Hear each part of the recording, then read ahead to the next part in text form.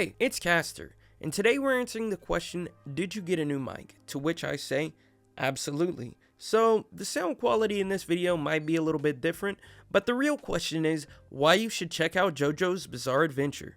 Maybe you've never heard about it, maybe you want to see if the adventure really is as bizarre as the title suggests, or maybe Jojo's is in your top 3 and you want to make a video about it. Oh, wait, that's me, actually. Maybe Jojo's is your fave, and you just want to hear somebody hype it up. Regardless of your answer, I can assure you, this is the video for you. So, what's Jojo's Bizarre Adventure about? Well, that's complicated. But the simple answer is, Jojo's is about a main character who goes by Jojo, fighting against some odd villain who is definitely weird and complicated, but also great. The thing is, there are 9 parts of Jojo's.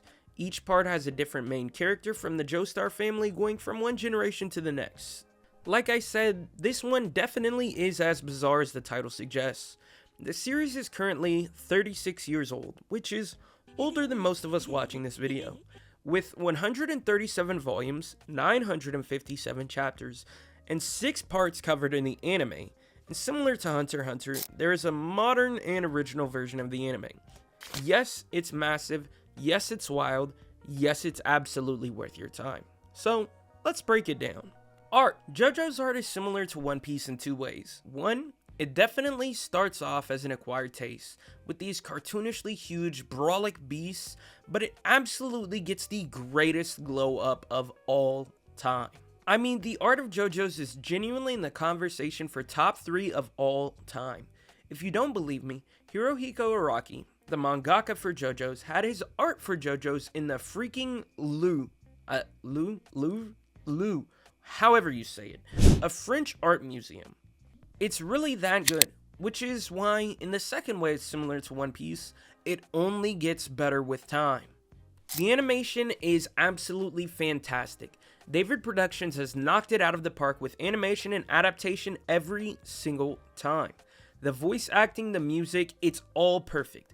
The choreography in both the animation and the manga are consistently solid and digestible, and the fights are always good. Watching or reading, there's no wrong way to go with Jojo's.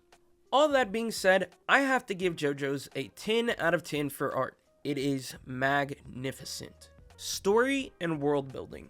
The story in Jojo's is an absolute masterclass in how to write a fun and engaging story. Each part having its own number of arcs, fights, gags, and deaths. It's very rare for Jojo's to feel shallow. Hirohiko Araki is not only able to distract his readers to do something sly or subvert expectations, but makes some of the most head-scratching, mind-blowing, and just straight-up complicated scenarios ever put to paper. And honestly, I wouldn't have it any other way. Much like One Piece, you almost never know what's going to happen or how things will turn out, but it is incredibly fun, well written, and an engaging ride. The world building in Jojo's additionally is incredibly interesting, with multiple parts taking place in multiple locations and spanning multiple time periods. Jojo's is based on our world but done in a way that feels magical nonetheless.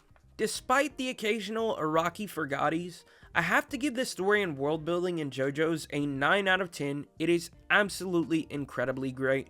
Characters. Jojo's rivals One Piece not only in terms of length, but number of characters. The number of main characters ranges from part to part, even the number of villains, but there are so many dozens of great, incredibly well written and fleshed out characters in Jojo's, characters I've laughed about, ogled, and even cried over. There's an absolutely incredible amount of range on display with the characters, and none of them ever feel too samey or played out. I would argue the discourse of the best part doesn't even come down to the setting or overarching story. It's genuinely which cast is your favorite. There are plenty of times where characters subvert expectations and even straight up act like a coward or a backstabber or do something just incredibly human, and I love that. The more immersed in a character I can be, the better. Each part also comes with their own villains, and there are some absolute GOATs on the Jojo's villain roster.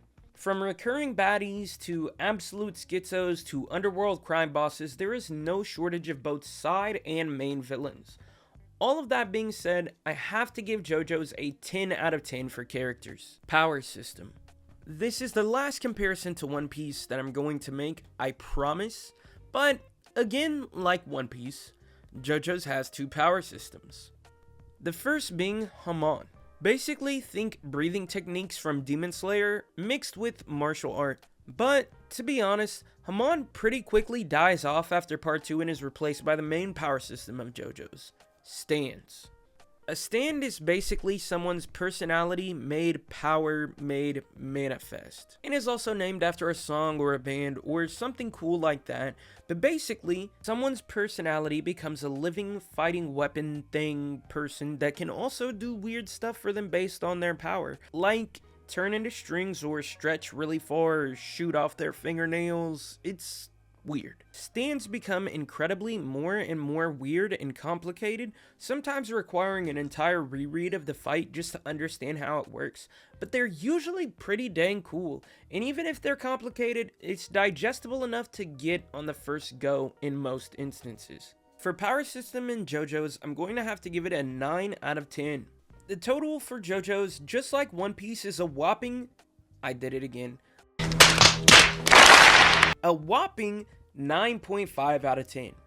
Yes, it's my number 2 series, but it's an absolute masterpiece. I think I've recommended it to people just as much as I have One Piece. It is genuinely peak fiction and fully worth checking out. Like always, leave a like if you liked the video, leave a comment, and let me know if I've convinced you to check out JoJo's. And subscribe if you want to see more content like this, because next time we answer the question why you should check out The Legend of Vox Machina.